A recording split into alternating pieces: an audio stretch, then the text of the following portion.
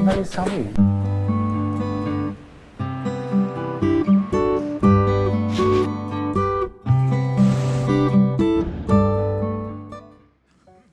こんにちは、ハミリクチャンネルです。道の駅国を出発して草津温泉へ向かいます。駐車場がどれほど混雑しているかが心配です。早朝の292号線、積雪はありましたが除雪が行き届いていて走りやすい。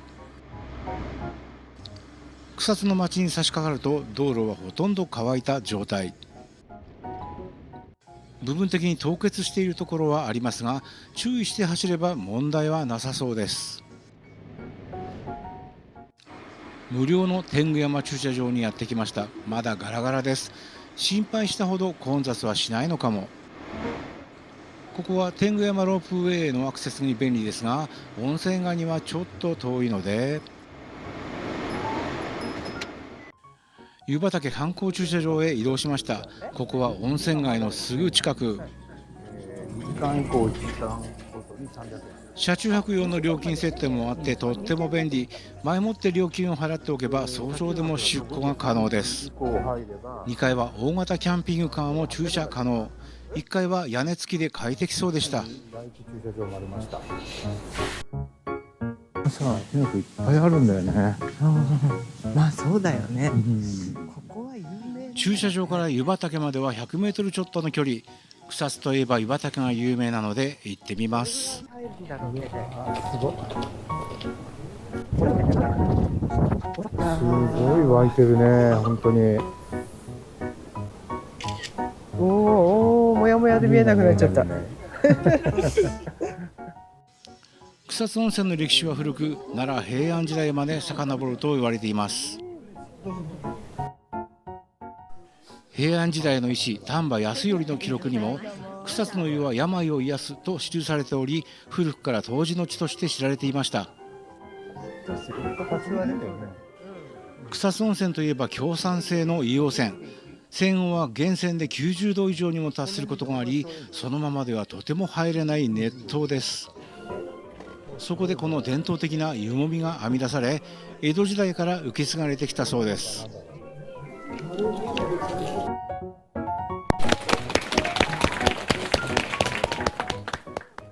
司会者の軽快なトークとともに湯もみがショーとして披露されます。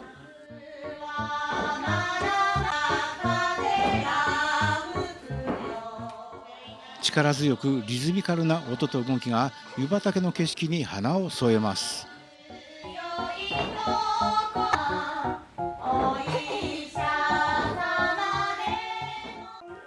最後は湯を板で持ち上げて熱気がもうもうと立ち上るパフォーマンスで終了。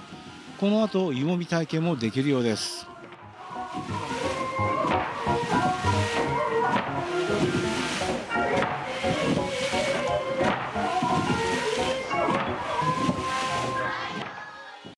草津で驚いたのは無料の立ち寄り入浴施設が開放されていること。熱の湯に隣接する白旗の湯。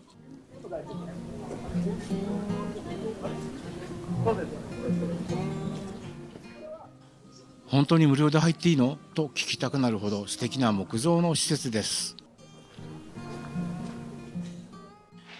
源泉の温度はやや厚めで、強酸性の硫黄泉が体を芯まで温めます。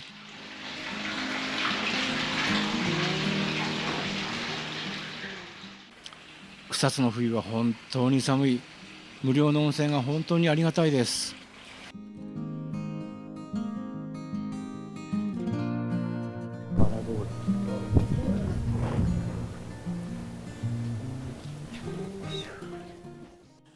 西の河原通りを散策してみます。まっすぐ行けば西の河原露天風呂があるはず。入り口付近は大きな旅館が立ち並んでいますが、どこもすごいね。これもしかしてゆっちゃん足湯になってる？お湯入ってる？お湯入ってる。あ、ここでお食事をいただけます。少し行くと食べ歩きができそうな店がたくさん現れます。温泉地でいやいや寒すぎるよこれ。あ、ここにもあんだどんぶり共和国が。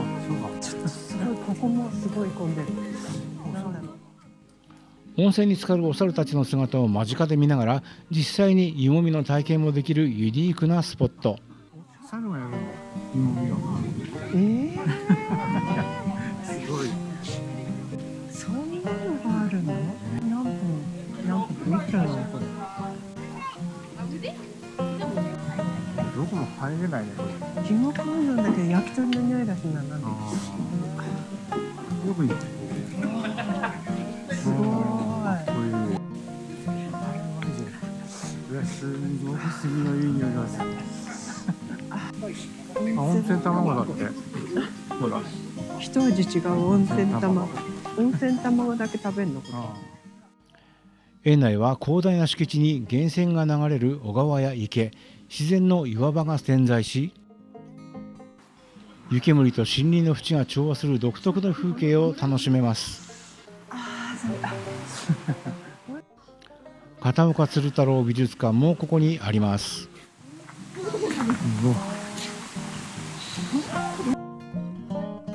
入ろうとも入れるのかな。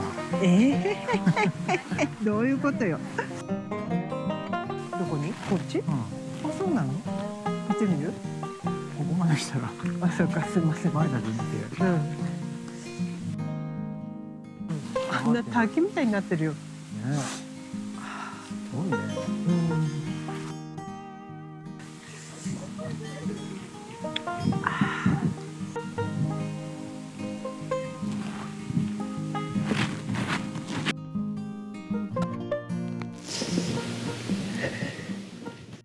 草津温泉を代表する開放的な湯どころ、総面積約3000平方メートルと日本でも屈指の広さを誇ります。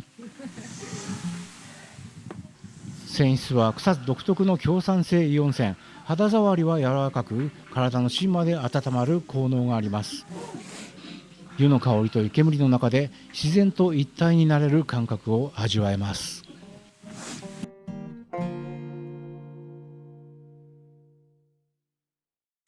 帰りは釈投通りを下っていきます。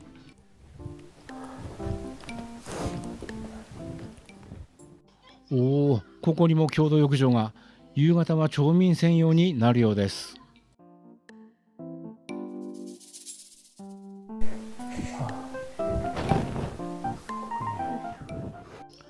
ああ、冷えた体に熱い湯が染みます。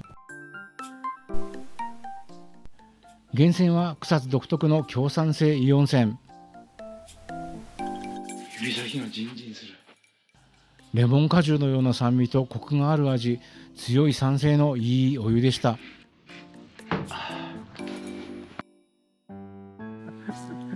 凍ってる。お風呂から上がって数分で毛先が凍りつきました。最高。4とか5あるよ。いや、そんなもんじゃないと思うよ、きっと。ほら、今？マイナス8。ああ、それはバナナで考えてますね。どこだ？いや、さっき温泉入りながら思ったんだけど、今回もう一本のとこ行かなくてもここに。あまりにも楽しいので延泊決定です。そんなに見るとこないか。また共同浴場。草津温泉には町の共同浴場が約18から19棟存在し、地域住民向けに日常的に使われています。草津温泉の共同浴場で最も人気が高いと言われている仁川源泉の仁川の湯。他にもこんなにたくさんの共同浴場がありますが、基本的には地元専用です。探してみると好意で開放されているところがポツポツとあります。貸し切り風呂なんだ。あ、そうなの？その中でこの3つは観光客にも開放されているお湯のようです。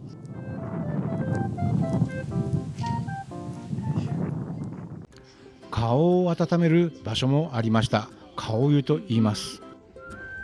どう？これいいや。まあでもほんのり。マイナス8度ともなると顔湯は意外にありがたかった。どうですか？してみたいね。思ったより。ここには観光客も入れる共同浴場、地蔵の湯があります。夜にまた来てみましょう。湯畑付近まで戻ってきました。駐車場に戻って夜まで休憩します。ライトアップされた湯畑も見てみたいですね。何にも見えないわ。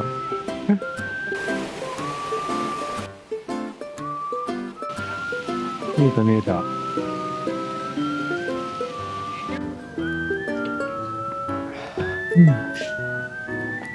すごい量湧いてるね。以前予約して来れなかった立間屋旅館。口が回らない。25年の8月。素泊まり専用ペット不可、構えがかっこいいですよね。チャンスがあったら泊まってみたい。食べますか。もういいかな。コンビニランチして夜まで時間を潰します。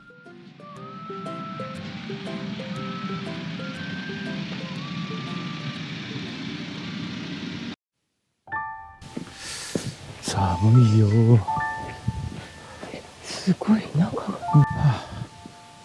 最も空に近い五重塔。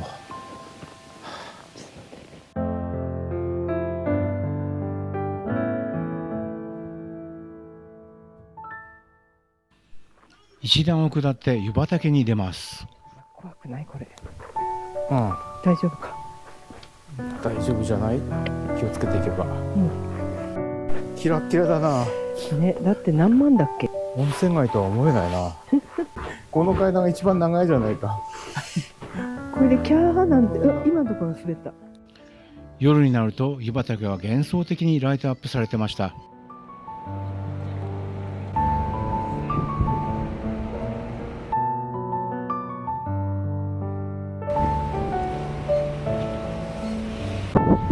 信じられないくらい寒いなこれ。昼間とは全く違う表情。湯煙が光に照らされ白く浮かび上がります。ああ、寒い煙よ。で何にも見えないね。ね。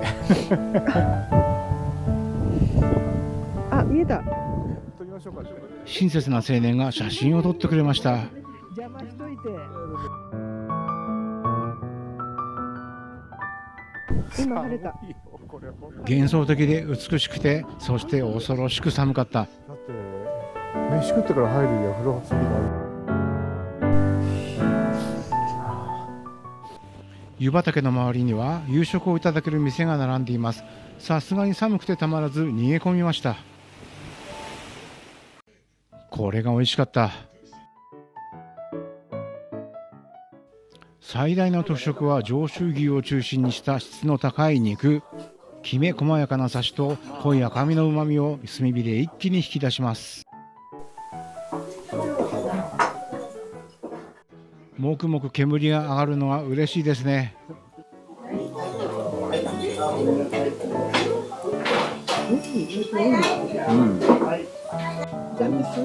煙が出ないのはもう全然食ったりしないよ。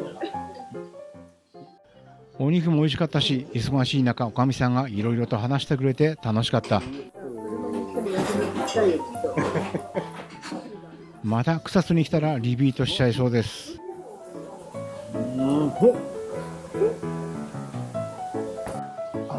どうする？温泉。地蔵の湯行ってみるか？自動の、あ、ここじゃないな。うん。そうだって。昼間の香りのあるところに来るとこんなライトアップされてました。誰もいないな。ここに地蔵の湯があります。よ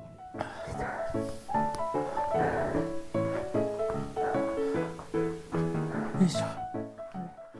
古くから地元の人々に守られてきた共同浴場。すぐそばには地蔵堂があり、当時客は旅人の無病息災を祈って祀られてきました。扉を開けると立ち込める湯気。源泉かけ流しの熱い湯が冷え切った体を一気に包み込みます。脱衣所が浴槽の横にあるシンプルな作り。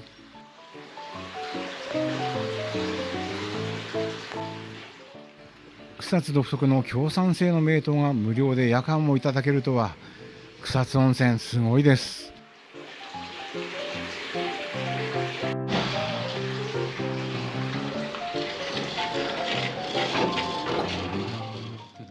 湯畑観光駐車場で車中泊します。明日は早く出て苗場の方向に向かいます。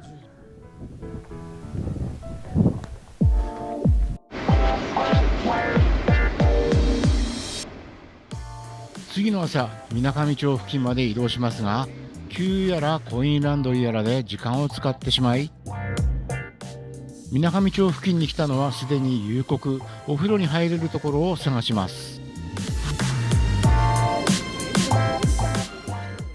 湯宿温泉は開湯およそ1200年前とも伝わり、弘法大師の伝説が残る歴史ある温泉地。江戸時代には三国街道沿いの宿場町として栄え、旅人や湯治客に親しまれてきました。その中心にあり、湯宿温泉の湯本として長い歴史を刻んできた老舗旅館。右方向です。よかった。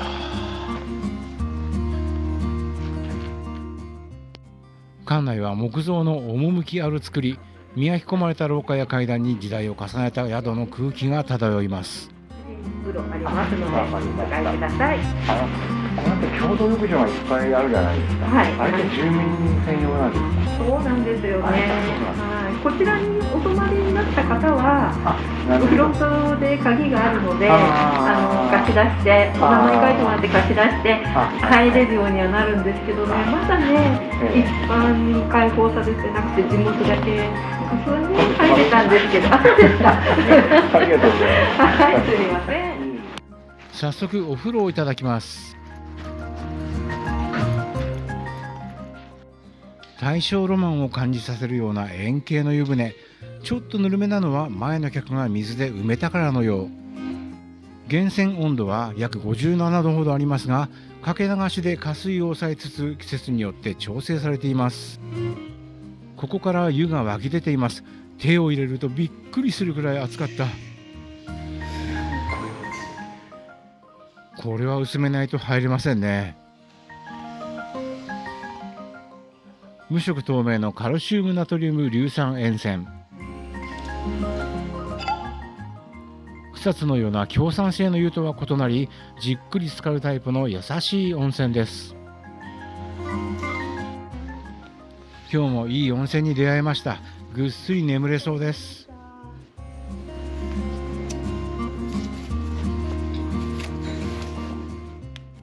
苗場はもうすぐそこです。今日もまた鍋を食べて就寝します。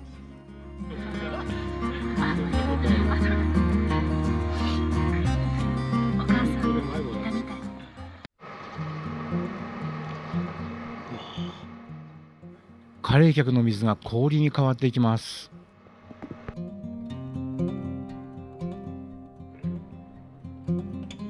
これ細くなんだな。新潟の温泉好きのおじさんに勧められた宿、宝珠温泉。開湯はおよそ1200年前、明治時代に湯治宿として本格的に整備され、山あいの秘湯として多くの文人や旅人に愛されてきました。鹿鳴館風の木造建築も現存し、国の登録有形文化財にも指定されています。1980年代の JR 東日本フルムーン夫婦グリーンパスの CM ロケ地として広く知られるようになりました。この日は日帰り入浴が可能な日でした。12時まで待って入浴させていただきます。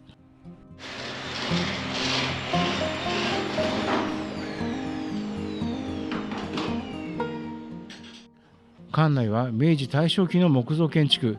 磨き込まれた廊下や階段が続き、歩くたびに木のきしむ音が響きます。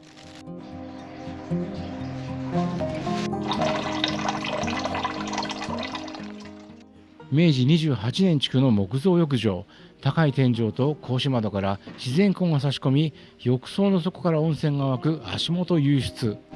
浴室に一歩入った瞬間、まず目に入るのは高い木造天井と柔らかな自然光。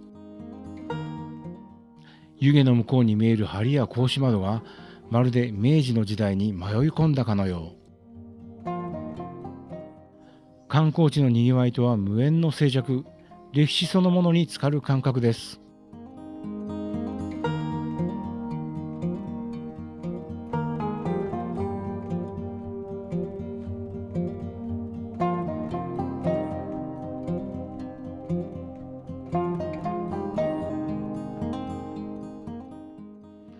ここは本当に来てよかった。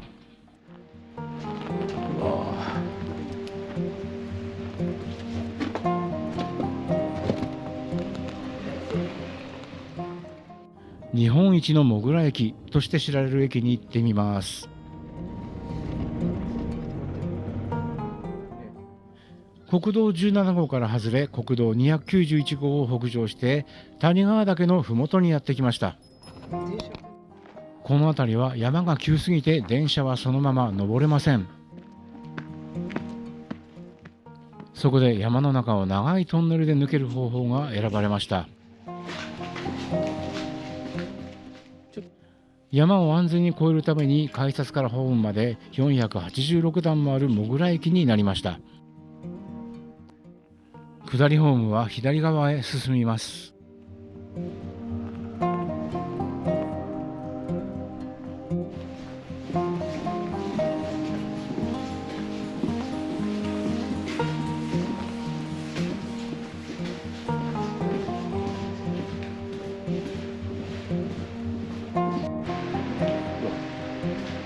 ここから降りるんだ。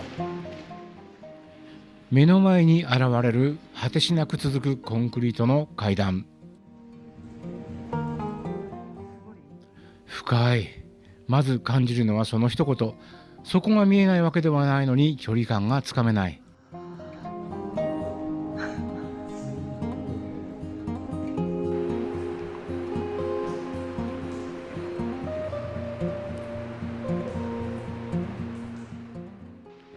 冷たい空気が下からゆっくり流れてきます。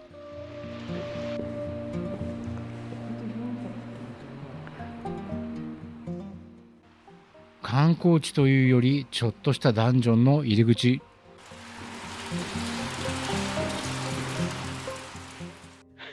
下まで降り切った時には安堵感より帰りのことが心配になりました。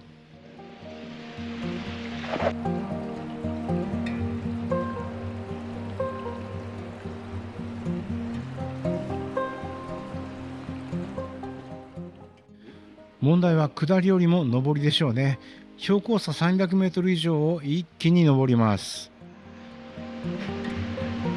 遠いね。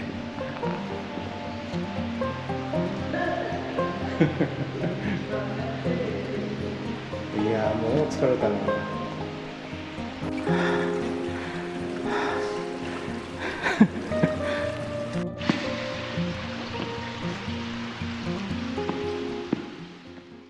あの外人スキー板持ってスキーで滑ろうというのか。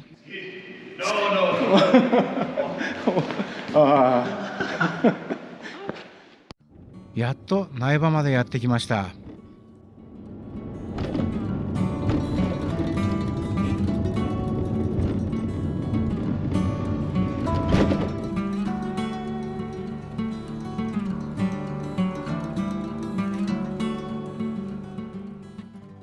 苗場プリンスまで至近距離で、しかもペットと宿泊できるコテージがあります。いろいろ出す前に取ればよかった。4、5人は宿泊できる広いスペース。モコもゆっくりできていい感じです。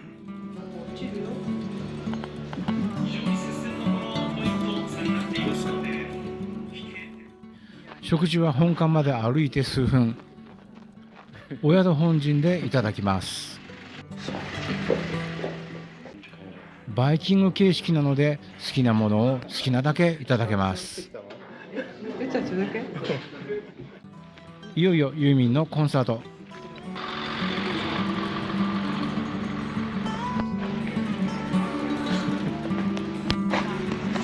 すごいスピード。コンサートは当然ですが最高でした。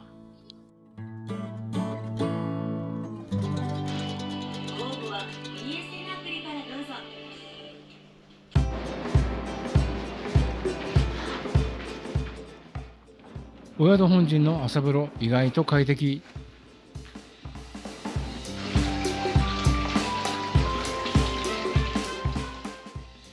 ペットと過ごせる貴重な宿でした。ありがとうございました。最後に清津峡に寄っていきます。前に一度来てますが、冬季の訪問は初めて。